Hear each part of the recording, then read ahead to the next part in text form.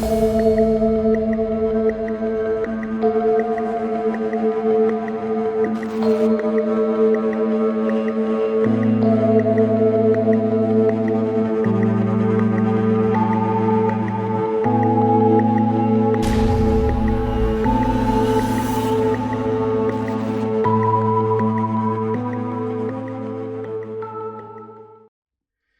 everybody doing?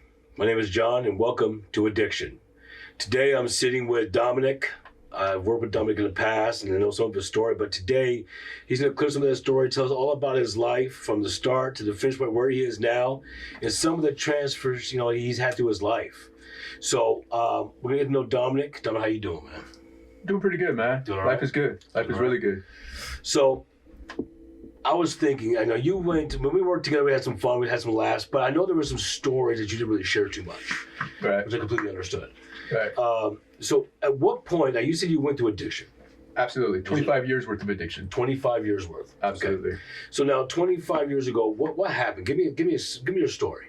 Okay, so the story begins when I was like 15, right? I come from a family of like hardcore faith believers. I come from a good structured home, right? Unfortunately, I suffered a lot of abuse, sexual abuse, verbal abuse, mental abuse, physical abuse. And it kind of like got inside of me and stuck inside of me, right? And I had every reason to use drugs, right? And because I never dealt with that abuse, right? I never went to the abusers and said, hey, look, I don't like this. I never saw a therapist. I just sucked it all in. And so when I became my teenage years and I was looking for that identity, right, of who I was, right? I wasn't like good at sports to be a jock. I wasn't cool enough to be with the cool kids. I wasn't a skater. I wasn't a surfer. I wasn't anything. I grew up in Los Angeles. So what I was, drugs. Like I could become a drug addict, right? Because that was my identity. So once I smoked pot at the age of 15, I realized that I didn't have to deal with those problems that were going inside of me. I had resentments against people in my family. I had resentments against old friends. I had resentments against the people that did abuse me when I was younger. And the drugs didn't make me think about that, right? So you had a lot of unresolved trauma. Unresolved trauma, a lot of it. So how did you deal with it? When did you say, I got to deal with this trauma? Did you ever deal with it? So when I finally got sober, so I started drugs at 15. By the time I was 40, I got sober, right? And I tried to white knuckle it. It's like 15 to 40? 15 to 40. What were you using? So at 15, I started smoking weed. At 16, I started eating mushrooms and LSD and taking Molly and stuff. By 17, I was smoking crack, right? Oh, wow. So 17 to 27, I smoked crack. By 27 to 40, I was smoking meth. I was making GHB. I was also popping Molly. I was selling a lot of drugs. That's when I took my whole level of drug addictness into the drug dealer lifestyle that I liked for a long time. You know what I mean? So it was, it's not who I am today, but it is part of my story, Did you serve time or what happened? So, okay. So when I was about like 28, 29-ish, I had broken up with my fiance. Strike that. She broke up with me, right? Okay. And so usually I'd already had an ex-wife and a couple ex-fiancés other than that. And usually as a drug addict, because I don't resolve my trauma, right? After the breakup, I usually spend about a year or two in the closet just doing drugs, stealing, robbing, doing whatever I can to feed my addiction. I came here to Vegas. I was living out in Oregon in Grants Pass. And I came out here, and as I'm on the plane here, I was like, I don't want to spend this time in the closet. I'm going back to live with my family right now. I don't want to steal from them. I don't want to live that lifestyle because I know that like my family's always been there for me. So what I did was I said, hey, look, check this out. I'm going to sell drugs. Like I've been a drug addict at that point right there over 14, 15 years almost at that time. I know lots of people, right? So why not fund my addiction with my drug dealing? So I got back here to Vegas. I knew some people down in California. I was going down on the bus, picking up, pounds of weed, whatever I had, coming back up here and doing it. Ran into a stripper. And that's how it started. Ran into a stripper. Ran into a stripper. I was working at ACS, which was a collection agency. I was making $3-4 grand a month. I was doing really well, right? I started working for a doctor, and I embezzled some money from this doctor, right? So I had about 15 grand I embezzled. So then after that happened, I started buying some meth. I started getting into it, started running into the right people, and I was full-fledged selling it. So like around 2009, 2010, I was making a lot of money. I was doing really well. I had a really good lifestyle. I could pay all my bills. I could have all the friends. I was going to the clubs. I was moving a lot of weight. And I was at the Orleans. One of my friends hit me up and was like, "Hey, check this out. I need to come and pay off my debt to you." And I was like, "Okay." And so this person came and paid off the debt, right? They paid off the debt, bought some drugs, and gave me extra. Said, "This is for the next time." I said, "All right." Well, when I went to sleep, I was at the Orleans. I went to sleep. I had a half gallon of GHB on me, right? I had a half ounce of all the other stuff, and the cops came in and raided me, took me to prison, right? So At the hotel. at the hotel, dragged me out in handcuffs. Someone had to like known. I mean, Oh yeah. They snitched on me. I know who the snitch was. You know what I mean? But like, what are you gonna do about it, right? When I first started drug dealing, I told myself, I said, when you play Monopoly, you know the rules of the game. When you become a drug dealer, you're like, okay, these are the rules of the game. You're gonna get snitched on. And my goal was to make as much money as possible and have as much fun as possible before I went to jail. You know what I mean? And that was just part of it. And so I went to prison. I got a 2 to 5 bow-legged with a 1 to 3 because of the money that I stole from the doctor, because they finally caught up with me on that one. So I did 3 years in the penitentiary. Actually, I did 2 years, 10 months in the penitentiary, where I was there, and it was crazy because they call it the Department of Corrections, but they don't correct anything. All they did was give me better connects and better sources to get drugs when I hit the streets. So while I was in the penitentiary, I was up in Tonopah camp. This was like 2012. I was in prison from 2010 to 2012, right? And so I'm in the penitentiary. I'm an NDF. I'm doing what I'm supposed to do. I'm not going to say I was a model inmate, but I was cool, right? I did what I was supposed to do. And like I was faithful. I stayed out of trouble. And right, like a month before I was about to get out, I sat there and I said, what am I going to do? I got a theft and I got a trafficking charge. I said, what am I going to do? What did the Department of Corrections correct in 3 years? What could I have corrected, right? There's nothing I could do right there. I knew I didn't have a career.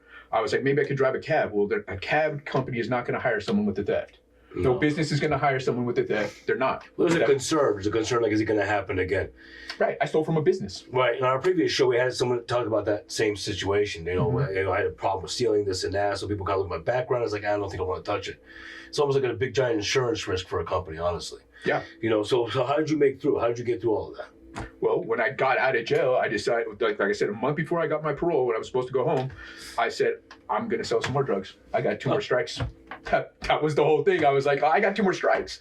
So I get out, I sell twice the amount of drugs. I do twice the amount of drugs. My aunt dies and leaves me my house, right? So I have a house. So I have a trap house that I'm selling out of, right? And for years, I sold out of this house. And it was crazy because as I'm selling the drugs, I'm doing the drugs right now. I'm in my early 30s, right? And early mid 30s. And I'm feeling miserable. I've dealt with none of the trauma. My family doesn't want nothing to do with me. My dad came up for the funeral for my aunt, and I said, hey, check this out. We're 2 different people. We're on 2 different paths. You go your way, I'll go my way. I'll pay the rent. There's no reason to talk. He said, okay, that's fine. I'll see you when you come back. I said, yeah, right. And so I annexed myself from all of my family. I didn't deal with any of the trauma that all my family members or all the people that are around me, right? I didn't have a problem paying for my friends, right? I didn't have a problem with it because once the money would run out, they would leave. You know what I mean? And so Well, they're never friends then. They're never friends. They're never friends. And I knew that, but I like people around, right? Everybody likes chicks around, you know what I mean? It is what it is. All right. You know what I mean? So I sold drugs. I got the house raided. They came in, and when they came in, they raided my house. They had tanks, they had explosives, all kinds of stuff. It was crazy. And so I was the first one out of the house. And so when I got out of the house, someone dropped 6 grams of drugs in my room, right? So as they're searching the house, I know I don't have any drugs. I was out because I had this rule that when I sold drugs, I had to go to sleep with no drugs in the house. That was just the rule, so I could sleep well. You know what I mean? Because I didn't want to worry about getting raided. So I had like 10 people in the house, and I knew that I didn't have nothing going on. So they took me to jail. My friend bails me out. I did have drugs, but they were inside of my wall. I had 2 ounces of Molly in the side of my wall right there, but they couldn't find it because it was like really, really stashed. And so I get out, go back to selling again because I know that the 6 grams that they found of drugs, they weren't mine. You know what I mean? And I knew I would be able to get out of it. So I start selling again. They bust me again. So this time I had like a 1/4 gram. They didn't find a lot, right? And so I got an attorney, right? I got the public defender. I'm not going to say the attorney's name because he was a real dirtbag, but you know what? It is what it is. He came to me and he said, look, man, they're trying to give you like another 5 years in the penitentiary. And I was like, well, first of all, quarter gram is just a simple possession. That was the second charge. I said, the first one, I said, DNA test and fingerprint that bag and see if any of my, if it's my possession and you're saying it's mine, then my DNA and my fingerprint should be on the bag of dope. Bottom line. And I said, if it's not on there, then they have to drop the charges, right? And I'll take probation for interstate commerce, whatever it was for the drug charges, right? It's simple, nothing. So the attorney was like, no, I'm not going to do all that. Why don't we just plead this out and try to just get you as minimum? I was like, no, that's not what it is. You're my attorney. I need you to do this. Go back there and talk to him. And I said, I will take the probation, if anything. And so they said, all right. So he comes back and says, hey, they're going to give you probation, but they're going to give you an extra year on top. It's going to be a 2 to 6. It's going to be a transporting charge, right? And I said, okay. And they said, but you got to start probation in 2018, January 2018. And I said, okay. And I said, that's fine. And the attorney looked at me and he goes, you think you can do it? I was like, I know I can do it. And he goes, you know, they're banking on you not doing this. That's why they gave you the extra. 100%. They go, like, I had, so in my past, my record prior to that, so I had 1 failed probation. I had 1 failed parole. I also had 1 honorable probation, right? But I also got just drug charges. My PSI is just, it's just polluted with just possession, this, and that, right? Well, it's always a red flag. And when you see all that in that history report, you know, the criminal record, I mean, most of these agencies or courts or whatever, they want you to fail because they give you the maximum. Right. They actually look for that. I mean, many people I've helped in this field, I tell them, you got court, you do this is what's going to happen. You know, it's not your first rodeo. Right. You know what I mean? But a lot of people think that, oh, no, I can get through it, I can do this, it's going to be fine, but it's not going to be fine. They need you to fail. It's a business. You know, 100%. Right, that commissary that you're paying $1 for a soup that's really 25 cents, and the commissary is privately owned, right? So that's where they make their money. I guarantee it. So it's for profit. It is for profit. 100%. Absolutely, 100%. absolutely. And what is America? America is the #1 country in the world that houses the most incarcerated people. You know what I mean? And that's and I get that, right? And so I get on probation. Okay. Right. I'm like, okay, well, I got to get sober. Right, so I do 70 days sobriety. Mind you, I'm still living with a bunch of drug addicts at my house. That doesn't help. Doesn't help. I'm dating a heroin addict, right? That's even worse. Right, and she's like, I have no recovery whatsoever. I'm just white knuckling it, right? I'm going through mood swings, and then all of a sudden I get high after 70 days sober. And so, mind you, I'm on house arrest too. I'm on house arrest too because they were like, you get 6 months. So we're gonna give you 2 to 6 probationable. We're gonna put you on house arrest for 6 months, and you got to stay out of trouble. I said, all right, no problem. Okay. So what I'm doing is I have this great idea that I can get high for 2 weeks out of the month, and the next 2 weeks before I go see my PO, I'll stay sober, right? Mm-hmm. Well, if you do drugs, you know, and especially the hardcore drugs, if you're doing like meth, heroin, whatever, it takes a toll on your body. It really does. It really does. And when you're in your 30s, it's getting to the point to where you start realizing like, oh man, this is just too much, right? I have to go get the money for the drugs. I have to go find the good drugs, and I have to do that. So it's very time consuming, right? Yep. Instead of looking for a job and trying to like, you know, be the best version of myself and surround myself with the best version of people around me to kind of build me up, they're like, oh, you want to get high? Here you go. And they're giving me the drugs. So did you get through the probation? What happened? So what happened was I got in a fight with my girlfriend. I put my hand over her mouth and told her to shut up. And so she went and called the cops. And the cops came back like about a month or 2 later and were like, hey, we're going to give you a felony strangulation charge because you blocked her airway by holding her mouth, right? And so the probation department comes to my house. They pick me up. They take me to jail, right? Now, I was sober off of meth at that time, but I had a big bottle of GHB, right? And so they didn't find it, thank God, because I would have been done, right? So I go to jail. Sitting in jail, right? And when I'm sitting inside of there, I realize that I think I'm getting out. I'm like, I'll probably do a month tops. Just to be a violation charge, right? So I go to court and I'm sitting there and my PO doesn't show up, right? So my public defender, same public defender, the one that didn't want to work the deal for me, he was like, check this out. I go, so how long am I going to do? Like a month? He's like, no, we're going to argue for prison time. And I was like, wait, what? He goes, you have 20 infractions of where you cannot explain where you are on your house arrest. You just left the house and you come up with any receipts. Number 2, you've got 3 failed drug tests. Number 3, you don't have a job. Number 4, they came to your house and found a bunch of like meth pipes everywhere, and a bunch of people with drug addicts and people with felonies, right? You're pretty much just not doing drugs but still living the same lifestyle, and so you're gonna go to prison. And I was like, oh, right. So it kind of hit hard at that point. Like, I'm 30. How old was I? I was 30. I was 40 years old at that time, right? I was 40 years old, and I'm looking at no job, no career, no recovery, nothing to show for my life at that exact moment. I had nothing, right? I had a house that my grandparents had left to me, right? And it was a trap house, and I have a bunch of drug addicts living there with a bunch of the stuff that was stolen that was inside of there. So I have nothing to show for my life, right? My family doesn't want anything to do with me because I pushed them away, right? My friends are not my friends because I don't have you don't have true friends in the drug life. And so I had nothing to turn to, and I'm looking at going to prison, and now I'm thinking, all right, so I have a 2 to 6 hanging over my head, and I'll probably get 3 years out of that, so I'm going to come out of prison around 43, 44, and what do I have to show for my life? Absolutely nothing. And I got to start over then. I'll be lucky to have my house still, you know what I mean? So now I'm going to be going to a homeless shelter, going somewhere else, and I'm not going to be set up for success. I'm going to want to come out and sell drugs. Right. That's what it is. And so that's part of the reason why I work in the community, right? Is for that exact reason, because there's not a fair shot for those that actually make mistakes. Everybody. So is that the moment you changed? That is the moment I changed. That was it. I went back to my cell. I had a coming to God kind of moment, right? How long were you in there for? I was in there for 4 months at that time. 4 months. 4 months, right? So I had that coming to God moment where I was like, God, I need you to get me out of the situation, right? There was no way that I could get out of the situation. I went back to court because when I went to court, my PO didn't show up, right? This is crazy, right? Yeah, that's crazy, right? They always showed up, especially since they were there to arrest me. They wanted to put me in jail, right? I'm known, right? So I go back to court. And I had one of the guys tell me, man, you should try to go to Salvation Army, it'll save you, right? And so my dad, who had been battling cancer, who I've been beefing with this whole time, comes up from California. He just got done beating colon cancer, comes up to my court date. He never does. As many times as I've been to court, he never shows up. He shows up frail, right? And I'll never forget this, right? So I go to court. The attorney comes in. He's like, we're arguing for time. I said, no, we're not doing that. We're arguing to go to Salvation Army.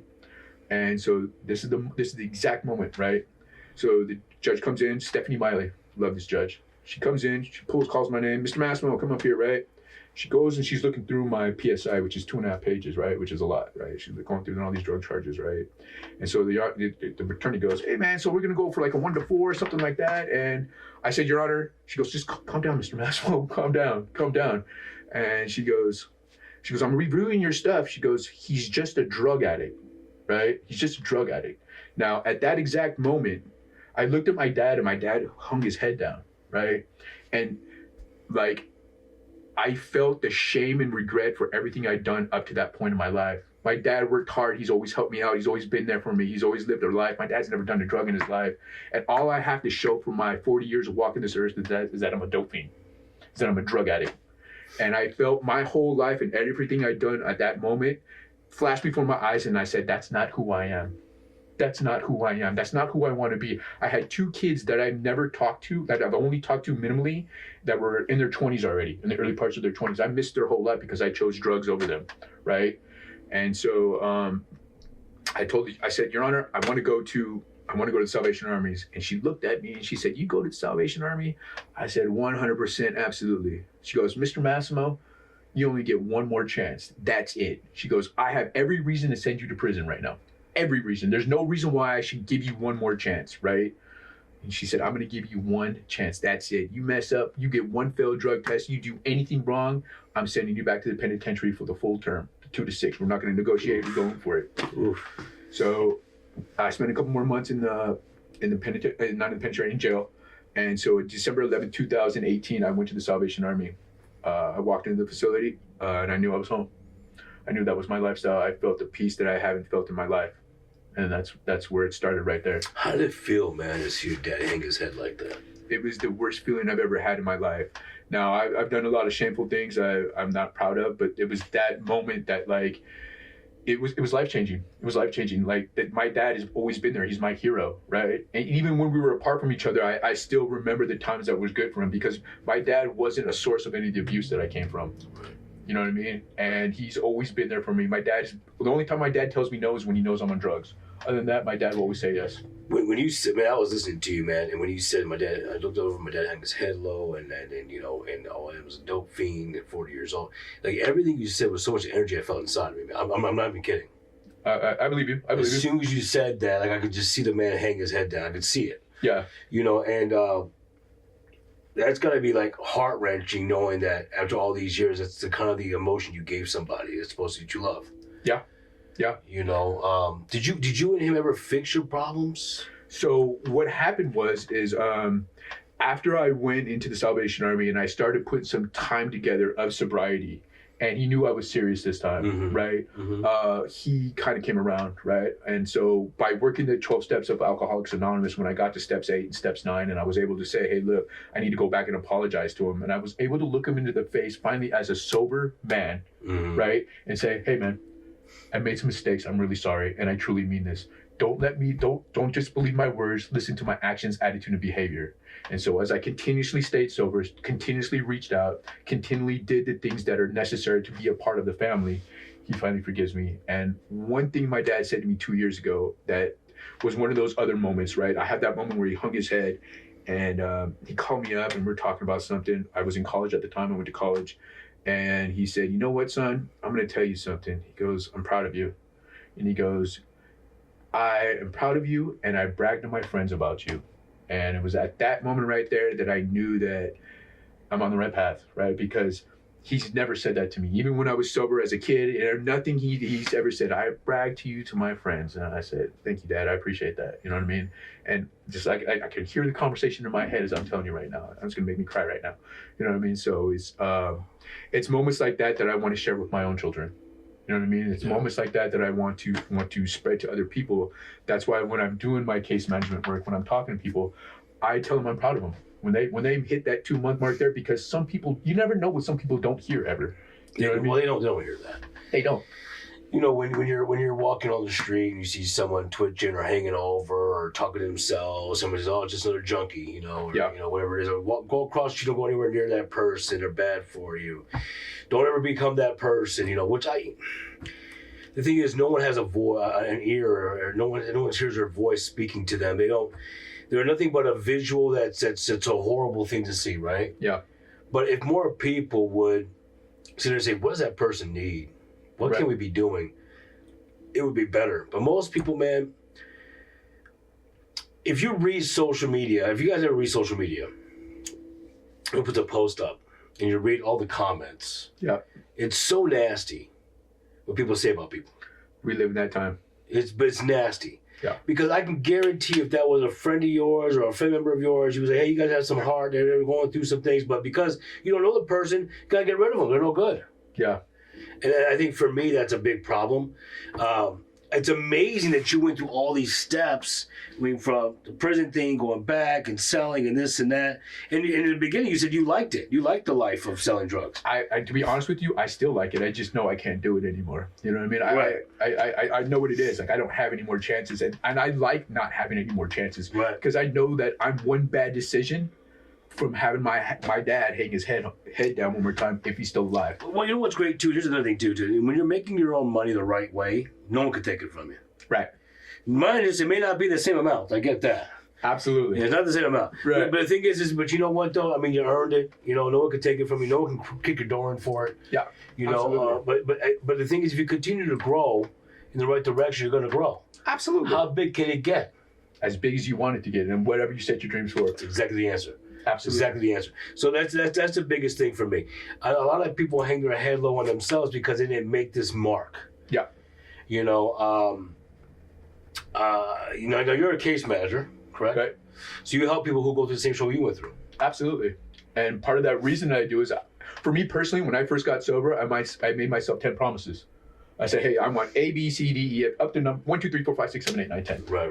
And I got 9 out of 10, right? Mm-hmm. I also learned to set attainable goals, right? I don't want to find $1 million, right? I just want to have a job. I want to have a car. I want to have this. I want to have that.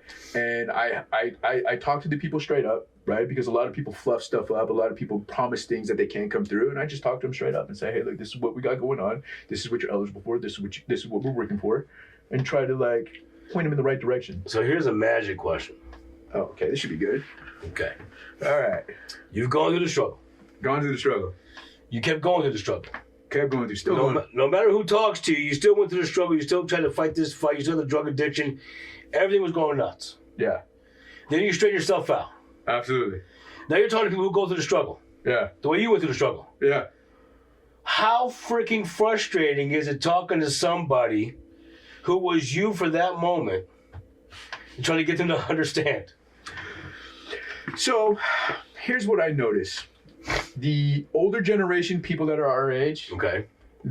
you don't have to talk too much to them. They kind of know what's going on. It's the younger generation that I get frustrated with. I can see that. Somebody who's in like the TAY program is under 25, 18 to 25. It's a hard thing because they think they have the rest of their life to do anything. They don't realize that if you start young, you start making the right choices, then it's going to build up. So by the time you're our age, life is a lot more comfortable. Mm-hmm. You know what I mean? So They don't understand that though. they don't even come close to it. Like you can't tell them anything. But you couldn't tell me anything at 18 to 25. That's what I mean. Absolutely. What do you do? I mean, you look at that person and go, I wish I could just see myself and smack them real quick, but you can't do that, right? But Yeah. it's just in your head. Oh, yeah, absolutely. Just one good one. Absolutely, one good one.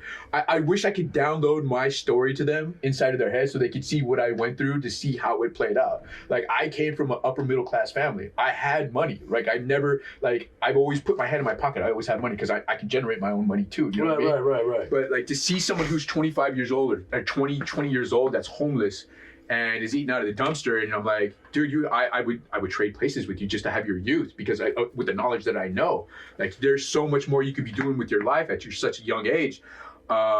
It's frustrating. It's super frustrating, especially here in Vegas because a lot of people come here with the intentions and expectations that this is some miraculous place where they're going to make it, that the hustle that they're coming from is going to come here and they're going to be rich and whatever. Vegas will eat you up quick. It will definitely eat you up faster than you can think. You know what I mean? So, I work in the same field as you do. You know that. Yes, sir. And so everybody, when I was growing up, told me, John, you don't listen to the shit. You don't listen. Absolutely. And I don't. I have a problem with that. Right. Okay? But the thing is, when I talk to somebody else, I'm sitting there going, geez, this person doesn't listen with a shit. Yeah. And I'm looking at them like, if they would just listen, yeah, this could happen. Yeah. And I think to myself, well, fuck me, I didn't do it either. Yeah. Right? So for me, it was so frustrating. And I'm like, listen, I'm going to tell you this one more time. And I'll do that. Recently you're upset with me. I'm not. I just know. I just know what's going to happen. I know what's going to happen. Just hear me out. And just, if I would have done what I'm doing now years ago without the bullshit, this is where I would have been. I've probably been looking at my retirement somewhere. Yeah. But you're not listening. But it's incredibly frustrating with the youth. I will agree. The youth is very troubling for me because they don't understand. All they do is music videos and movies, man, and whatever they see on social media. That's their life story. Yeah. But this is not what life is about. Now, you mentioned God. Yeah. Okay, it's very interesting. When people go to prison, I have personal friends of mine that can tell me the Bible front to back. Absolutely. Never read the Bible in their life. They didn't even go to church. Absolutely. Okay. I got a friend of mine that was doing home invasions, wrapping you up in daylight, did not give a damn. And all of a sudden, God is going to be with you today. Yep. I'm like, wow, how did this happen? So for me, I know a lot of people go to prison. They believe in God. They start asking God, I need some help. Mm-hmm. So is that what happened to you? Was you saying, I need to take God in? Or did you say, is this a new drive? How did God get into your life?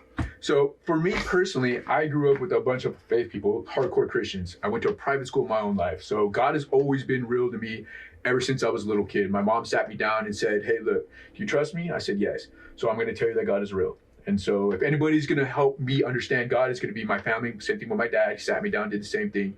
That helped me understand that God is real because I trust my family. You know what I mean? And I trust my parents. So I was in a private school. Even when I went to prison, that one time I went there, I held the Bible the whole time. And I prayed. I did all the things that I was supposed to do. Like I said, I wasn't a model inmate, but I did what I was supposed to. And I got to a point to where what I told you, I said, no one's going to hire me. And that's when I put the Bible down and I said, God, I'm going to come back to this. I'm going to go out there and do what I got to do right there. So when I went into the Salvation Army, after the second time I got in trouble and I was on probation, I got reintroduced to God. I got introduced to the 12 steps. And I had a spiritual awakening inside the Salvation Army, and God revealed himself to me in a way that I understand. right? Because I think we all speak our own language, and God doesn't reveal himself to a crowd of people. It's a personal relationship with God that you have. So he revealed himself to me in a way that I understand. He revealed his will for my life. And he said, here's what I want you to do. I want you to go to college. I want you to do this. I want you to open up your own ministry. I want you to do X, Y, and Z. And I said, okay. I said, remember I told you I had that God moment where I prayed to God. I said, get me out of this situation in jail, and I'll do whatever you want. I won't do drugs. And so I went to college. I got an associate's degree in biblical studies, and I got a bachelor's degree in Bible ministry. I have my own ministry, Redeeming Pathway. I just started out, right? Trying to do what I'm supposed to do. I'm working on the 501c3. I'm working on like getting my niche in the community and becoming a community partner, because my philosophy is that the problems that I have, they need a supernatural answer, right? Because there's no one here on earth that I trust more than the God of my understanding, right? Okay. So I looked at that third step when I did the third step, which is turning our will and our way over to God as we understand him. And looked at that 11th step where looked at the conscious contact with God and his will for me and how to do things, right? And so I took those to heart and I said, okay, so if I turn my will and way over to God, I don't have to do my own thinking. And if I have that conscious contact, conscious being communication both ways, then he'll tell me what to do and I just execute it. And so it's easy for him to take the wheel for me. And so I live by faith. I've had some issues come up in my life, even after 7 years of sobriety. My sobriety date is August 3rd, 2018. I still had I had to take meds to calm myself down. I had to change my lifestyle of eating. I had to change some of the friends I was going on and hanging out with. I had to change some of the habits I was having and some of the things I was watching on TV, and just kind of like make my path a little bit straight, a little bit more righteous. And so believing in God's a good thing. I mean, I believe that. Not everybody does, which I completely understand. Everybody has their own beliefs. Everybody has their own road to sobriety. How does it feel like when you're in this lifestyle? A lot of people in it too. Mm-hmm. When it comes to prayers and stuff like that, when you lose a friend to overdosing, who's been sober for so long, and you can't figure out why. What do you do at that point? How do you take that emotional energy in? So me personally, I know that there's a reason for everything, right? And there's a lesson in everything, right? So when I see someone that overdoses or I see somebody that relapses, that builds my faith even stronger, because I know my humility comes into play, and I know that I'm one bad decision from being right next to them or being them. You know what I mean? Right. And so that's the message that I share with people, right? We lay our problems to God. We talk to God. We ask him. We talk about our problems. We ask for his understanding. We ask for his will. We try to do that. And then when people ask me, hey, why did this person die? I can't explain that, why he died, right? I can tell you, there's a reason for it, right? And God does what he wants to do. And so it's one of those things where death is natural. Right, we all make our own decisions, especially when it comes to overdose. Mm-hmm. Right, mm-hmm. Very rarely does it happen where someone holds a gun to your head to smoke some fentanyl. Does it happen? I'm sure it does. I'm sure it happens somewhere along the lines in the history of man. But death is one of those things that's very hard to deal with, right? And so it's just really hard. It is. It's very difficult. I mean, I know. People that are hurt or people are still here. People hurt. But I was asking because when people pray, I watch a lot of different programs on TV, and I notice a lot of people God protect us, God save us, God be here for me, God praise God. And so when something bad is happening, mm-hmm. that's when you hear it. Right. Do you think that's wrong? Well, I mean, I think when bad things happen, that's when people reach out to God. A death in the family, cancer, something like that. And that's when God wants you to come to him. It's what we do when the good things are happening is what's going on, right? Because it's so easy to turn to God and say, God, please be there with me. Please, I need you right now. What happens when everything's going great? You got all the money in the world. You got everything going positive in your life. Where's God at that point? Right? So you got to keep it a healthy medium right there. You forget, right? Is it bad that you reach out to God when times are bad? Absolutely not, because that's what he wants. He wants you to rely on him in all time of life, not just when things are bad, right? And so that's what I say about that. Does that make sense? Yeah, it does. It does. It does. I mean, I know it's a tough situation, especially with sobriety too, because people don't believe. I mean, I've had my own people that go through it, and right. I try to help them out too. And I don't get. Sometimes you get pretty far, sometimes you don't. Yeah. It's heart-wrenching for me to see people go through these things. I think it's great what you've gone through. I mean, you went through a lot of stuff. Yeah. I mean, you're like one trigger away from 3 strikes, I'm guessing. Yeah, absolutely. But I like that. I like that I don't have any chances. like I said, one of the things that's like, man, I really hate talking about this, but I'll talk about it. And it's a little bit transparency, but I'm a deadbeat dad, right? Deadbeat, and I mean a real deadbeat.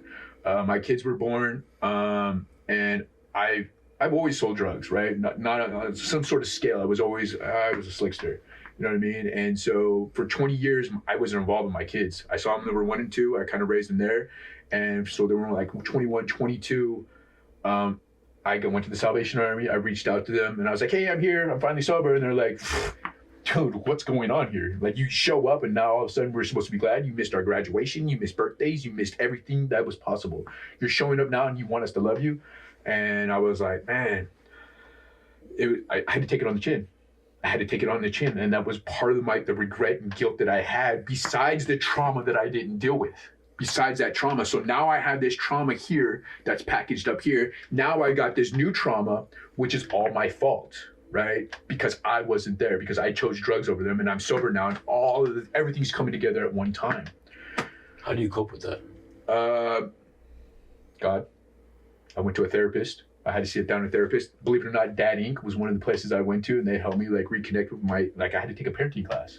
You know what I mean? I had to learn how to be a parent even if they were 21. Oh, of course. You know what I mean? Because there's no instruction manual when you have kids. I mean, how do you fix that? I mean, like, you know, your kids say you weren't here for us. One word, and I say this to everybody. I preach this constantly. It's consistency. They consistently want to see you sober. They want to see you consistently not doing drugs. They want to see you consistently calling. They want to see you consistently not going to jail. And they want to see you consistently trying to make an effort. It took me almost 4 years for them to get back in my life. They're back in your life. They're back. My daughter just had a son. My son is moving in with me January 5th, right? With my granddaughter and his wife. They're moving into my house, and I finally get to be the dad that Why are they moving in with you? I don't think it's supposed to work that way. You know what? I'm not even asking questions. They're moving out of Arizona. They're coming with me. Said, Out of Arizona? Wow. Yeah. So they said, look, when I die, I have no one to give my house to, right? I'm gonna give it to my son. I said, come on out here. And I prayed for this so long, and I've wanted this for so long, and so. I'm happy being alone. All my family lives in Arizona and California. You get older, you want your family around you, right? I want to pass on the knowledge I have. I want to enjoy moments with my family. So that's one of the moments that. Now, will that cause a headache? You know how they say Oh, I expect it. Yeah, when they're away, it's okay. When they move in, it's a different story. I expect it. But that's something I want, right? I live with 2 cats now, and I have 2 roommates, right? I'm okay with it. You know what I mean? I embrace change. The older I get, the more I like different situations to see how I can work into it, right? Are your roommates gonna live with you with your family?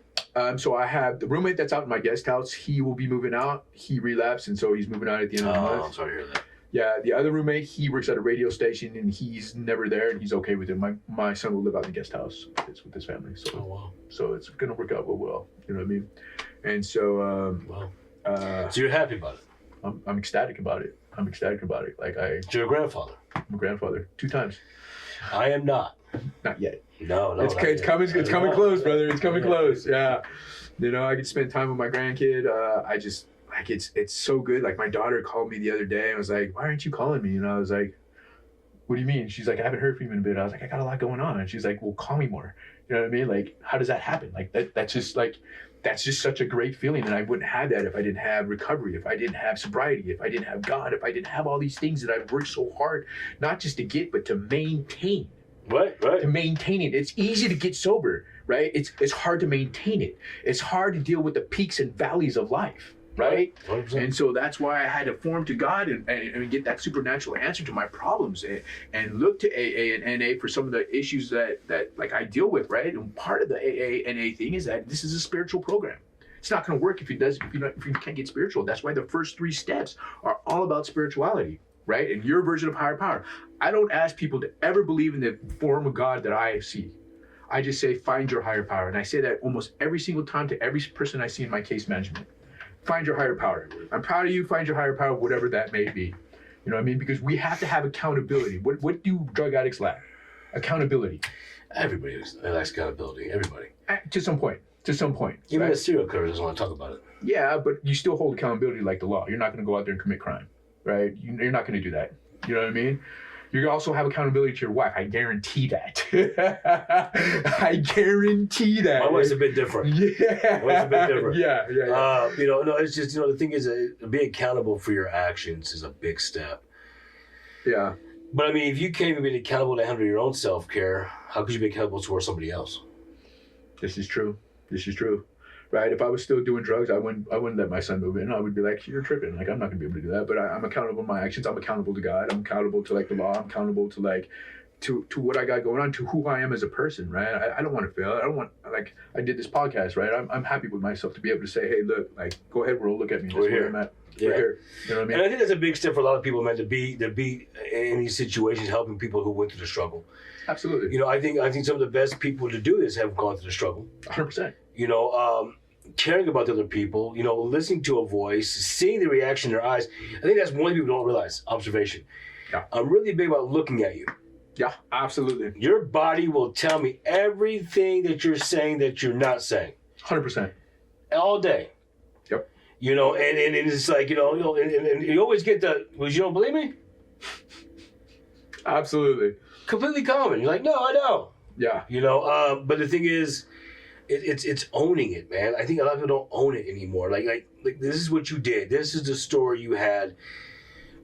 Why haven't you turned the page and gone to a new chapter? Why haven't we done this yet?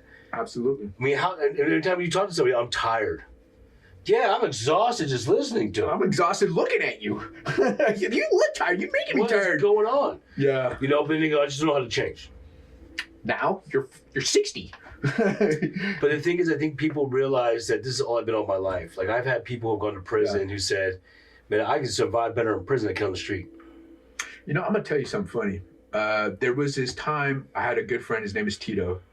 He was living with me, right? And I know Tito used to slam drugs, right? Mm-hmm. And he said something to me, and I said, hey, man, why aren't you still slamming drugs? Like, you used to slam them, but now you only smoke them. And he's like, when you become 50 years old and you're still slamming drugs, it's not a good look. And it was at that moment that when I was around 39-ish, around that time, and I said, well, I'm about to be 40 and I'm still smoking drugs. I was like, that's not a good look. And my friend continued to say, he goes, when you're in your 20s, it's okay to do drugs. At 30s, you should be winding down and figuring some stuff out, right? And by 40, you should be done. You should be done. You know what I mean? And so a lot of the people that I deal with, when I go through their assessment and I'm listening to their story, because that's part of the assessment. You know how the assessment is where I work. Mm-hmm. And, you know, I always get to a point where I'm like, okay, so you got a degree, you've got this. What's the deal? What's going on? I had some chick, or I came out here and someone robbed me. It's always an excuse. It's not, I'm a drug addict most of the time. No one ever says I just used. Like, I like to get high. Now, it does happen. I do see it with alcoholics a little bit more, because alcoholics are a little bit more, they think they're better than drug addicts. That's just my personal observation. Okay. You know what I mean? There's a little bit more entitlement there. Like, I'm not a drug addict. I drink alcohol. Well, like, dude, you're going through the same thing as a substance. Yeah, it's a substance. Mind altering, 100%. So, I have a lot of compassion for the addicts, especially when I know and I hear their story, especially the women, because there's so, you know, the man to woman ratio in like the homeless community, the addiction community is a little bit higher. There's more men than women. Right. And these women come in and they're abused. And as being a male, talking to the women, sometimes they get kind of standoffish, or kind of like they get very victim-y, you know what I mean? And I feel for them. I'm like, hey, look, I'm not trying to hurt you. I'm just trying to talk to you straight up. Like, you know what I mean? And I feel for, how can I help you? What can I do to get you on the right path? What can I say? What can I do? And sometimes sometimes they're entitled. Mm. They're entitled. Mm. And sometimes they don't even know what they want. They just know that they want to stay sober. That's all they want to do. And they just want help. You know what I mean? And so they don't realize that some of that help starts with inside of them. The recovery starts right here to begin with. You got to want that. Right? As soon as you wanted to get high, you get out and find the money. When you want that recovery, you're going to do whatever it takes to stay sober. You're going to fight for it. That is true. That is true. I think a lot of people go through it. I mean, there's a lot of things that happen. In fact, let me see. Let me see real quick.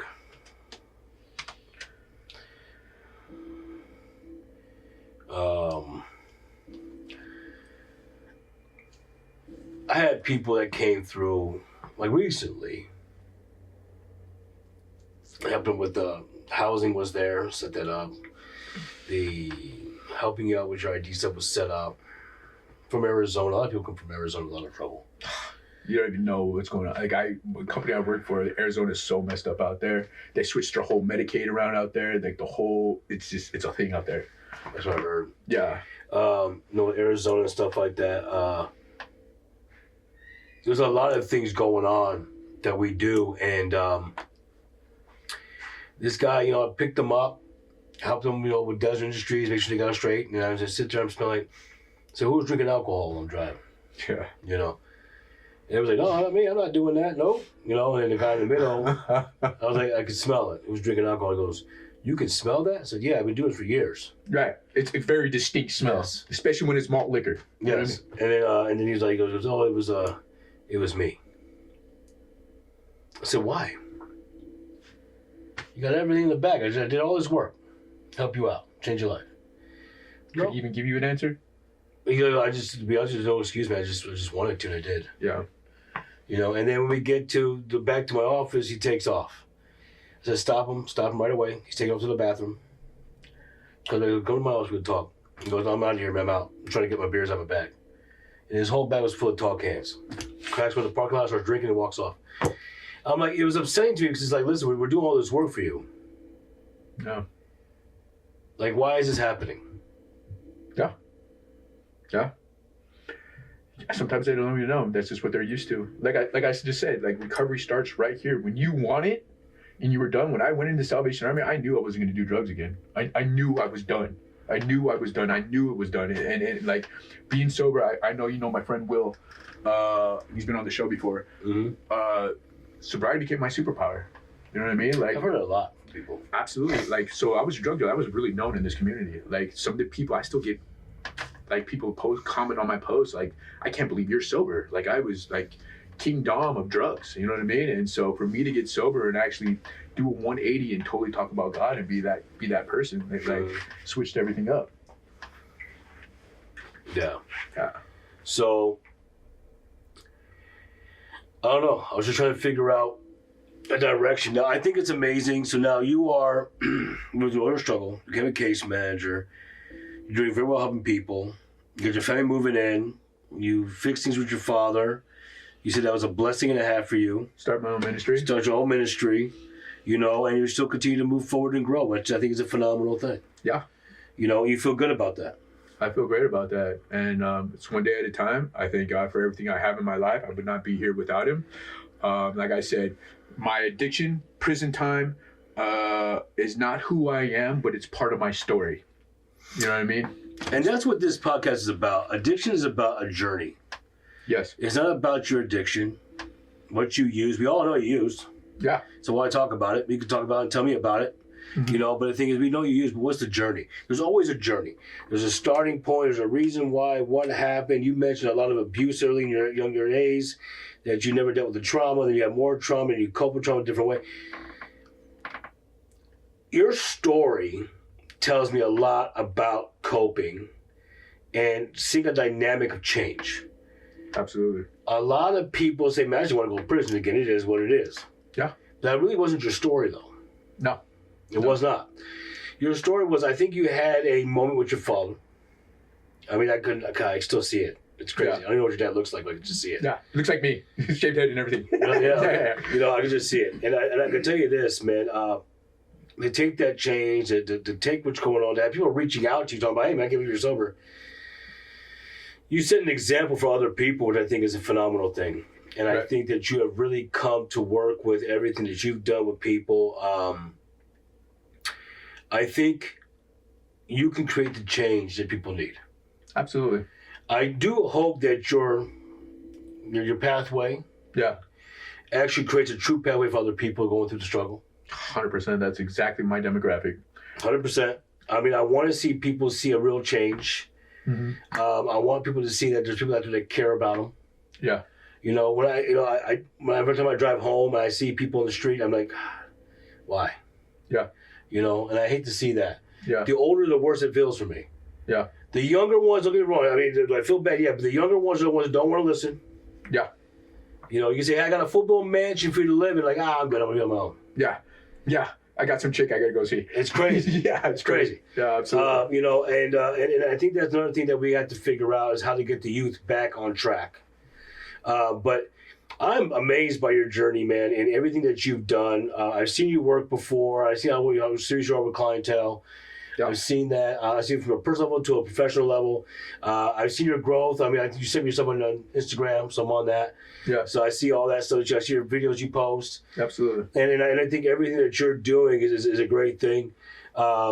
This podcast here is really to help people understand the journey of people's lives. Absolutely. And we're going to keep finding that journey. We want to keep talking about people's journeys. We want to know your struggle to your success of your journey. And anybody can help. We want to reach everybody in the community, even people I don't even know. Yeah. You know what I mean? So today on the podcast with Dominic, you heard his story from his struggles to what he was using from 15 to 40. That's like, Yeah. wow. Quarter century. Wow. Yeah. Okay, 15 to 40. And the growth was, it started at weed. Yeah. So if you tell me weed's not a gateway drug, keep it. Yeah. Okay, but the thing is you know, it's amazing to see the story and the struggle and the pain from his family's, you know, detachment, to his father showing up out of nowhere, to seeing his father just crushed, and then seeing how he felt about that emotion, and to stand up tall and say, we ain't going for prison, man. I'm going to Salvation Army. And that's something huge, too. People don't just want to go. I can tell you now, in my field, in his field, you mentioned Salvation Army, I'm not going there. Yeah. I said the number one thing you hear. Yeah. Okay? No matter how it could change your life. Well, it's surrounded by addicts, but do you have to be one? No. But everybody has an excuse. If you let go of the excuse, you can have the success. Yep. That's bottom line. Any sober living home, most of them are in bad areas. Yep. Your resources are in bad areas. Your shelters are in bad areas. Okay, this is all a test. And I'm telling you it's a test, and I'm sure Don would say it's also a test from God. He'll tell you that. I know he would. 100%. I know he would. Okay, so the thing is you have to take that journey to change your life. Yeah. You can be that success story. I want you in this chair. I want you talking to people. I want you teaching people. The education of this struggle is so important, because all it's been is a red flag for people just to laugh at and turn their head off to, and that's not what this is about. So Dominic has done amazing. Everyone had our show's done amazing. And I really appreciate you guys tuning in today and watching this podcast. We have some future stories coming that we are working on currently out in the public. We're gonna jump on that. Talk to people out in the public who are going through the struggle. This is going to be a tough one, but we want to talk to people actually going through the trouble right now, and why they're going through the trouble, and why they haven't got success. And maybe, I don't know, maybe Dominic can bring the Lord with us and Absolutely. and help us talk to people to see what they can do to help each other. Absolutely. I appreciate you. Thank you so much, and have a wonderful and blessed day. See you guys later.